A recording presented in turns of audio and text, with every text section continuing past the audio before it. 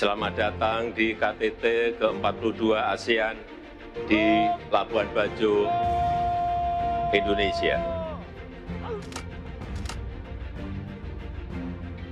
Mari bekerja keras menjadikan ASEAN Matters epicentrum of growth.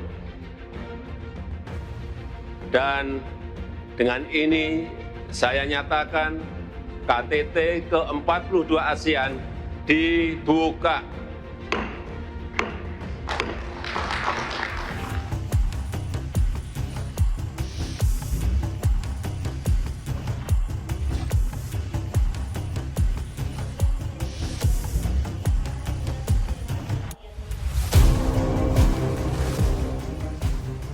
Dalam terpaan krisis dan ketidakpastian global yang berdampak besar terhadap negara-negara kawasan Asia Tenggara, Indonesia kembali mengemban tanggung jawab keketuaan ASEAN 2023 yang diserahkan oleh Kamboja pada akhir 2022.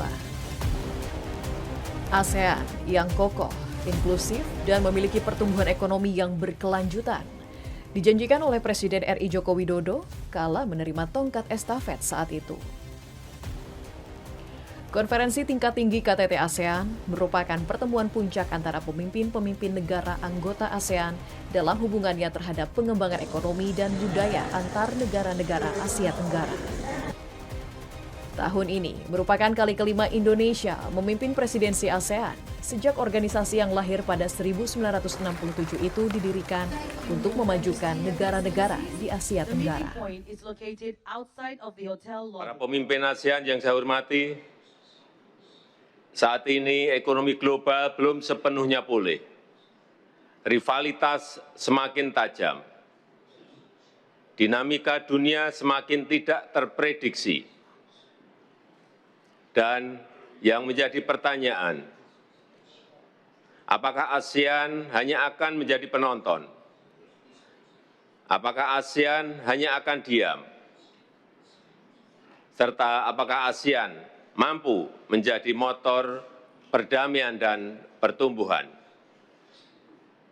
Saya yakin kita semuanya percaya ASEAN bisa, asalkan satu kuncinya, persatuan.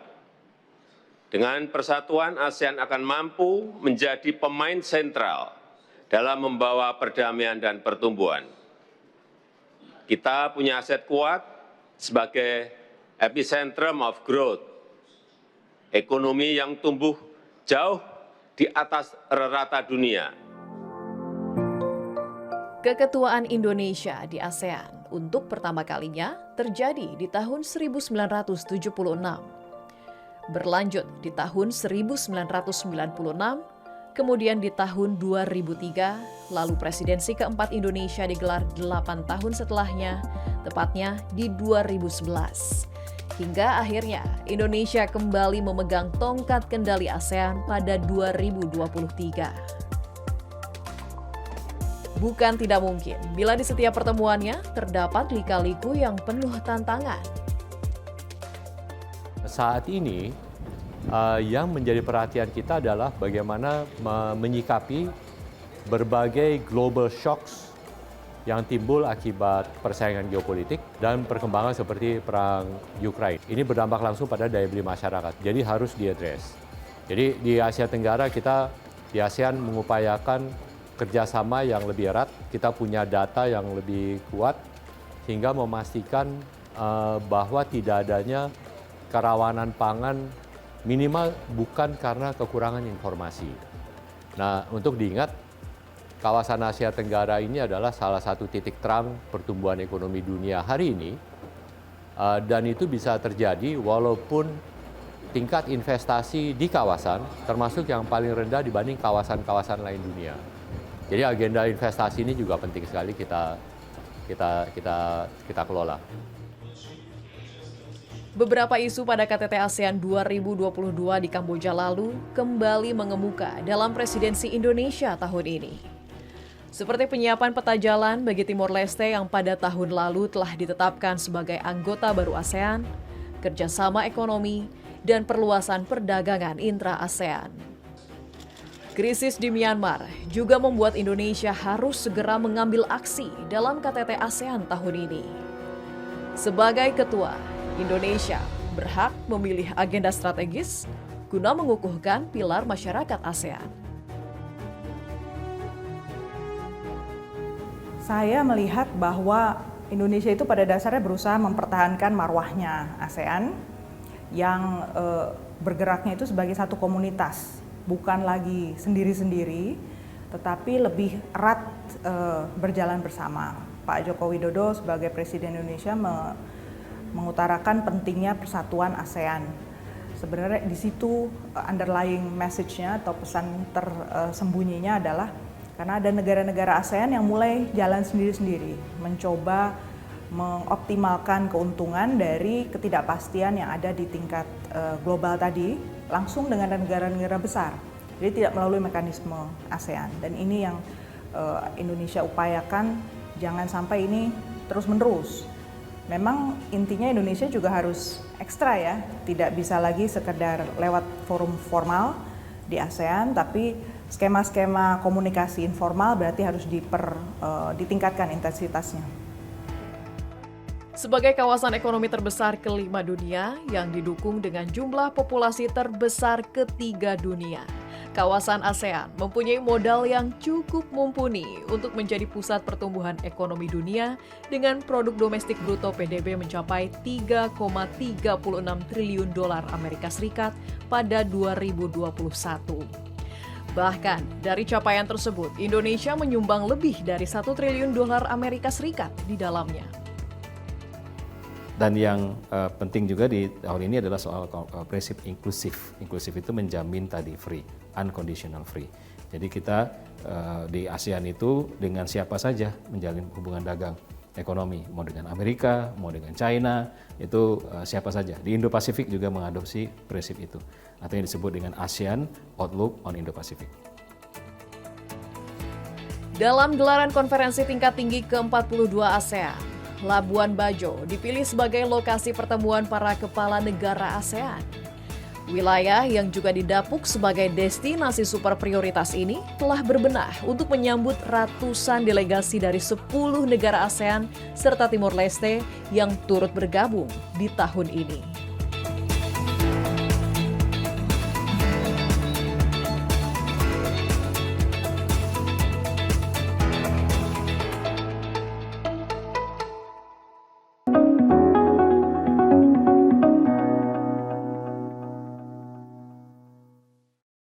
Presiden menjelaskan bahwa usulan kenaikan gaji yang tertuang dalam RAPBN 2024 tersebut, upacara di kedalaman 10 hingga 12 meter tersebut, Puan Maharani menyebut bahwa hubungan kedua partai, bak pasangan menyambut HUT ke-78 kemerdekaan Republik Indonesia, pemerintah Kota Jayapura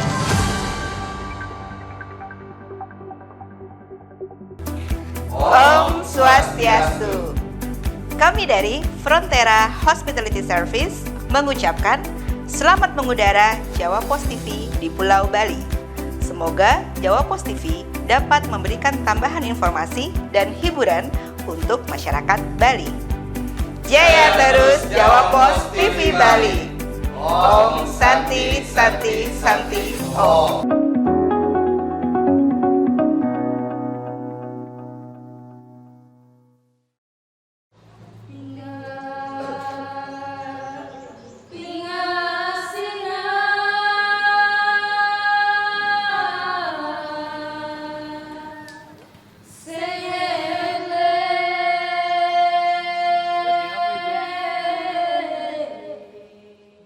Labuan Bajo, setitik surga yang terbentang di Kabupaten Manggarai Barat, dipilih menjadi lokasi KTT ke-42 ASEAN. Wilayah yang menjadi salah satu dari 5 destinasi wisata super prioritas di Indonesia itu berbenah, seraya menyambut ribuan orang yang akan hadir dalam perhelatan internasional.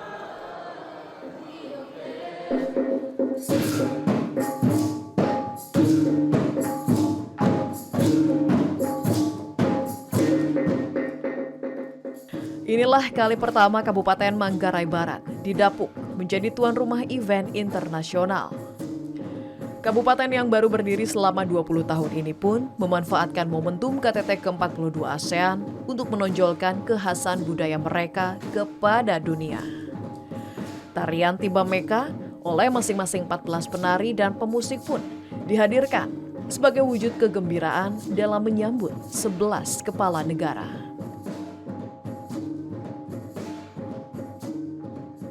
Saya kira ini berkat, ya, berkat sekaligus kenang-kenangannya Pak Joko Widodo sebelum dia mengakhiri masa jabatannya. Dia membuat sebuah kegiatan yang sangat monumental yang semua rakyat di kabupaten ini, di provinsi ini, saya kira termasuk di negeri ini mengingat bahwa penyelenggaraan KTT ASEAN ke-42 tidak di Bali, tidak di Pulau Jawa, tidak di Sulawesi, tapi di ujung timurnya Indonesia, tepatnya di Labuan Bajo. Keberhasilan KTT ASEAN pun tak lepas dari berbagai dukungan, termasuk kebutuhan kendaraan listrik yang digunakan para delegasi sepanjang perhelatan KTT. Hal tersebut menjadi wujud komitmen Indonesia yang mampu mengimplementasikan dan mengakselerasi penggunaan kendaraan listrik dalam mengembangkan ekosistemnya di ASEAN. Dari sektor telekomunikasi, Kementerian Komunikasi dan Informatika Republik Indonesia memaksimalkan 1.638 BTS berkecepatan 4G dan 5G, serta internet berkecepatan tinggi melalui fiber optik yang tersedia di media center, guna memaksimalkan distribusi informasi KTT ke-42 ASEAN yang melibatkan lebih dari 400 jurnalis, baik lokal, nasional, dan internasional. Ini adalah momentum yang sangat baik kita adakan KTT ASEAN di Labuan Bajo itu untuk memarketingi Labuan Bajo supaya semua dunia tahu di Indonesia ada yang namanya Labuan Bajo di Nusa Tenggara Timur. Tidak sekadar sektor pariwisata, berbagai sektor ekonomi di Labuan Bajo pun bak tertimpa durian runtuh. Sangat besar dampak ekonominya. Hari-hari menuju pada hari H penyelenggaraan KTT ASEAN itu, dampak ekonomi luar biasa. Hotel, restoran, koteks, kos-kosan, semuanya penuh. Warung-warung makan, usaha ekonomi kreatif rakyat kami, semuanya luar biasa. Banyak tamu yang datang makan minum di situ. Mobil kami, rental mobil kami, kemudian juga ojek, semuanya sangat laku. Demikian juga kain tenun kami atau karya intelektual orang tua kami terbeli dengan baik. Jadi semuanya berdampak bagi ekonomi rakyat NTT, dan para ahli memperkirakan sekitar 5 triliun rupiah uang yang beredar itu tentu saja memberi dampak ekonomi rakyat. Tidak hanya mempercantik Labuan Bajo, dalam menyukseskan gelaran internasional yang turut dihadiri oleh 585 delegasi itu, pemerintah pun memperluas pembangunan hingga ke Golomori. Peningkatan aksesibilitas dan konektivitas dari Labuan Bajo menuju Golomori pun dilakukan dengan menggunakan anggaran sebesar 481 miliar rupiah demi memberikan keselamatan, kenyamanan, dan keamanan bagi pengguna jalan. Layaknya pembuka jalan bagi pertumbuhan ekonomi, pembangunan akses di wilayah yang dikenal sebagai serpihan surga ini dicanangkan menjadi kawasan ekonomi khusus dan magnet investasi di wilayah Manggarai Barat.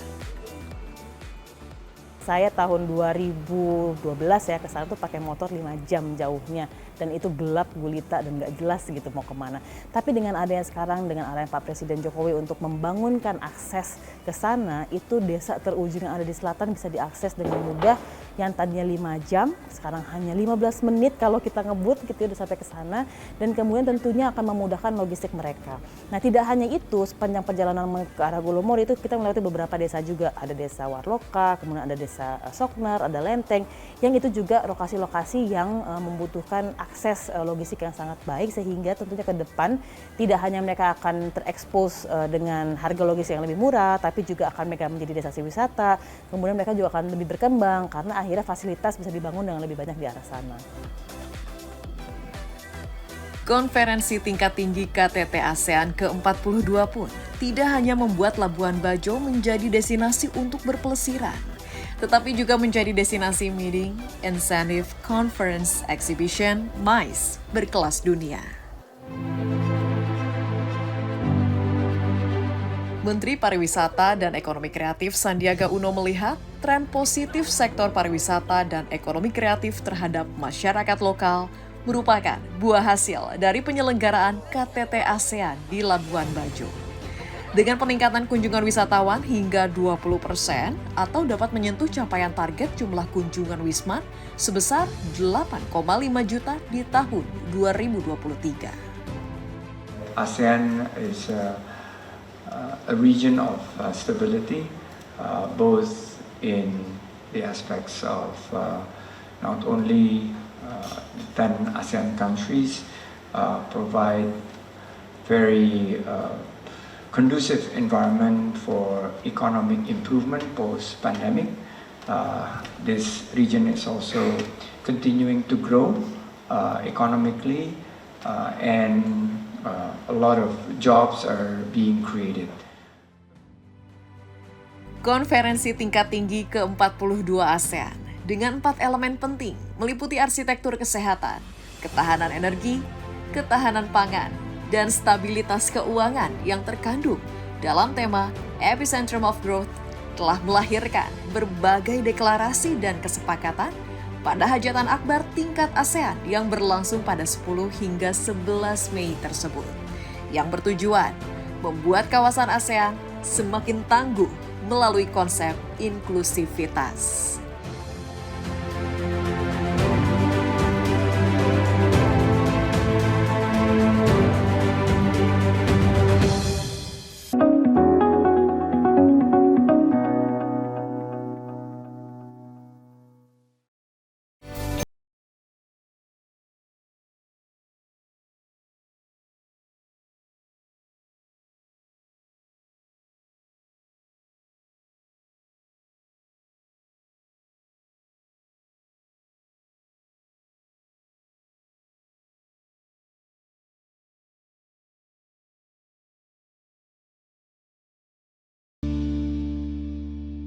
Halo, perkenalkan nama saya Agus Indra. Saya owner dari Sampati Villas di Seminyak, Kuta Bali. Dengan ini saya ingin mengucapkan selamat kepada Jawa Post TV di Bali karena telah mengudara dengan begitu cantik. Semoga kedepannya semua masyarakat di Bali mendapatkan informasi yang terbaik dan bermanfaat. Sukses selalu Jawa Post.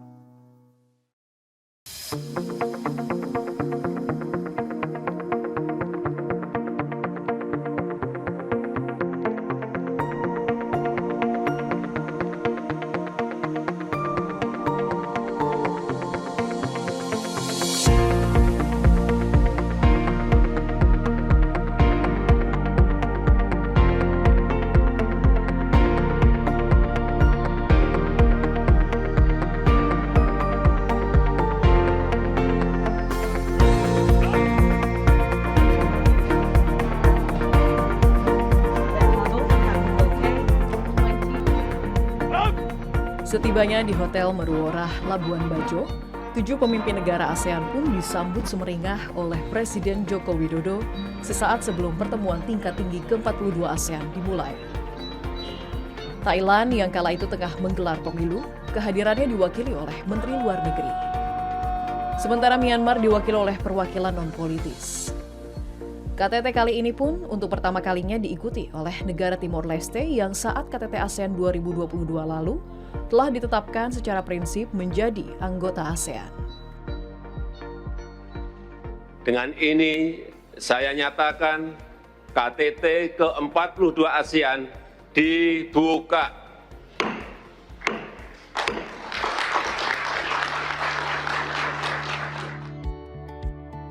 Selama gelaran KTT ke-42 ASEAN, Presiden Joko Widodo memimpin 7 pertemuan dengan para kepala negara ASEAN. Di hadapan para pemimpin negara ASEAN, Presiden Joko Widodo menekankan bahwa ASEAN memiliki aset yang kuat sebagai epicentrum of growth melalui ekonomi yang tumbuh di atas rata-rata ekonomi dunia, bonus demografi, dan kestabilan kawasan yang terjaga.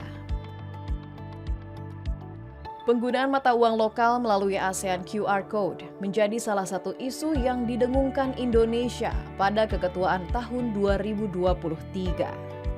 Hal ini pun turut dibahas dalam pertemuan antarmuka pemimpin ASEAN dengan perwakilan ASEAN Business Advisory Council atau ASEAN-BEC yang diproyeksikan bakal menguntungkan para pelaku UMKM melalui penggunaan mata uang lokal serta mengurangi biaya transaksi.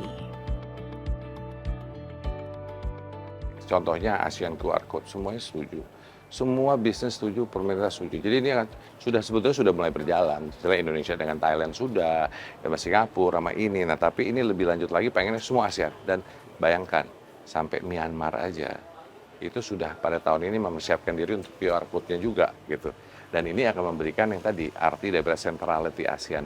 Jadi itu kita jalankan, kita push. Jadi bukannya hanya moto, malahan saya bilang September ini kalau bisa transaksi ya antara ASEAN dengan digital QR Code udah bisa.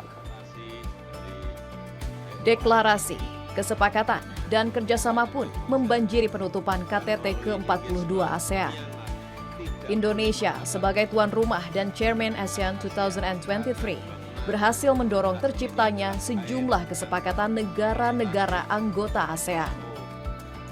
1 dari 6 deklarasi yang disetujui para kepala negara ASEAN adalah konektivitas pembayaran kawasan dan promosi transaksi mata uang lokal yang berkontribusi besar terhadap visi ASEAN dalam mewujudkan integrasi ekonomi kawasan.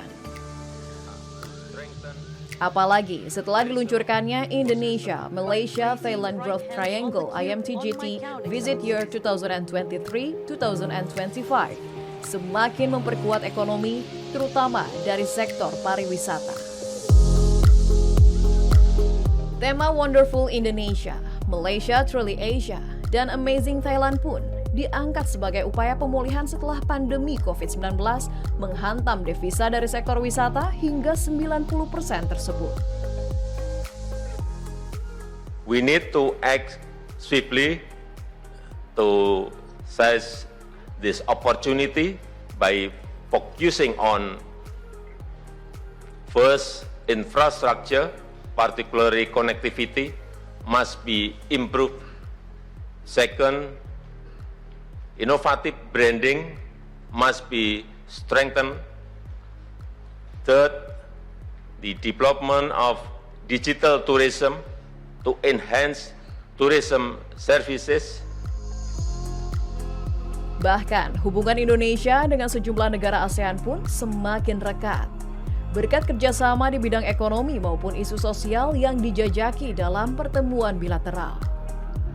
Dengan Kamboja, Indonesia ingin terlibat dalam pembangunan proyek infrastruktur di sana.